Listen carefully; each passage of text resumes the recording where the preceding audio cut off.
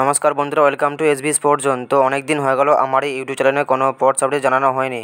তো আজকে যে আপডেটগুলো আছে তোমাদেরকে জানিয়ে দিচ্ছি। তো আর কয়েকটা দিন বাদ এরপর থেকে যা স্পোর্টস আপডেট থাকবে তোমাদেরকে আমি আমার চ্যানেলে জানিয়ে দেবো। তো আর কয়েকটা দিন বাদ আমি রেগুলার ভিডিও ছাড়বো, যখন যে আপডেটটা থাকবে আমি তোমাদেরকে আমার চ্যানেলেই জানিয়ে দেবো।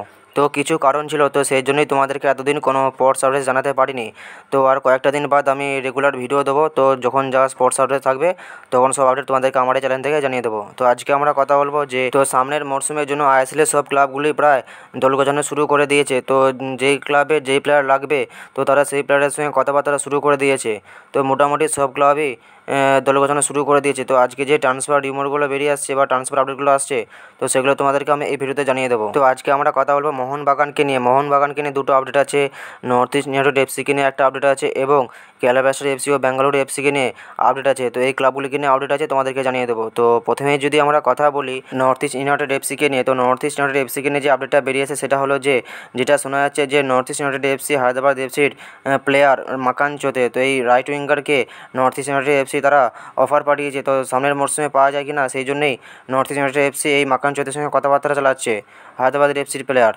তো এই প্লেয়ারটির সঙ্গে নর্থ ইস্ট ইউনাইটেড এফসির কথাবার্তা প্রায় 60% এগিয়েছে। তো এরপর আমরা কথা বলবো কেরালা ব্লাস্টার্স এফসিকে নিয়ে। তো কেরালা ব্লাস্টার্স এফসিকে নিয়ে যে আপডেটটা বেরিয়ে আসে সেটা হলো যেটা শোনা যাচ্ছে যে কেরালা ব্লাস্টার্স এফসি একজন আই লিগ থেকে খেলা একজন গোলকিপারকে সাইন করিয়ে নিয়েছে। প্লেয়ারটির নাম হলো নোরা ফার্নান্ডেজ।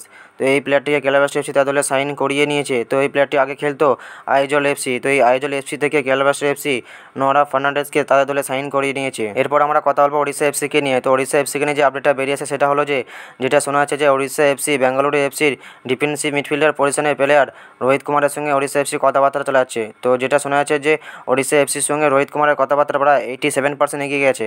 তো এরপর আমাদের এটাই দেখার যে রোহিত কুমার সামনের মরশুমে ওড়িশা এফসিতে আসে কিনা। তো এই ব্যাপারটা নিয়ে যদি এরপর কোনো আপডেট বেরিয়ে আসে আমি তোমাদের অবশ্যই জানিয়ে দেবো। তো এরপর ব্যাপার হলো এটাই যে বেঙ্গালুরু এফসি তারা সামনের মরশুমের জন্য বেশ ভালোই দল গঠন করতে শুরু করেছে।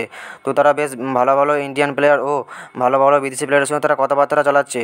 তো এমনকি বেঙ্গালুরু এফসি তারা মুম্বাই সিটি এফসি স্ট্রাইকার জর্জের পিয়াডিয়াজকে তাদের দলে সাইন করে নিয়েছে। তো এরপর ব্যাপার হলো এটাই যে বেঙ্গালুরু এফসি রোহিত কুমারকে ছাড়বে কি না, এটাই হচ্ছে ব্যাপার। তো এরপর দেখা যাক কী হয়, যদি ওড়িশা এফসি বেঙ্গালুরু এফসি থেকে রোহিত কুমারকে সাইন করতে পারে। তো এরপর যদি এটা নিয়ে কোনো আপডেট বেরিয়ে আসে আমি তোমাদেরকে অবশ্যই জানিয়ে দেবো। এরপর আমরা কথা হলো মোহনবাগানকে নিয়ে। তো মোহনবাগানকে নিয়ে যে দুটো আপডেট বেরিয়েছে সেটা হলো যে মোহনবাগানকে নিয়ে প্রথম যে আপডেটটা বেরিয়ে আসে সেটা হলো যেটা শোনা যাচ্ছে যে মোহনবাগানের ইন্ডিয়ান স্ট্রাইকার ফারদিন আলী মোল্লার সঙ্গে মোহামেডান এফসি কথাবার্তা চালাচ্ছে। তো মোহামেডান এফসির সঙ্গে ফারদিন আলী মোল্লার কথাবার্তা প্রায় 50% এতটা গিয়েছে। তো এটাই আপডেট বেরিয়ে আসে। তো এরপর আমাদের এটাই দেখার যে ফারদিন আলী মোল্লা মোহনবাগান ছেড়ে মোহামেডান এফসিতে যায় কিনা। তো এই ব্যাপারটা নিয়ে পরে কোনো আপডেট বেরিয়ে এলে আমি তোমাদের জানিয়ে দেবো। তো মোহনবাগানকে নিয়ে 2 নম্বর যে আপডেটটা বেরিয়ে আসে সেটা হলো যে মোহনবাগানের আরেকজন ইন্ডিয়ান স্ট্রাইকার কিয়ান নাসিরের সঙ্গে চেন্নাই এফসি কথাবার্তা চালাচ্ছে। তো এই আপডেটটা আমি তোমাদেরকে এর আগেও জানিয়েছিলাম যে চেন্নাই এফসি কিয়ান নাসিরের সঙ্গে কথাবার্তা চালাচ্ছে। তো এখন যে আপডেটটা বেরিয়েছে সেটা হলো যে চেন্নাই এফসির সঙ্গে কিয়ান নাসিরের কথাবার্তা প্রায় 80% এগিয়ে গেছে। তো এরপর আমাদের এটাই দেখার যে কিয়ান নাসিরি মোহনবাগান ছেড়ে চেন্নাই এফসিতে যায় কিনা।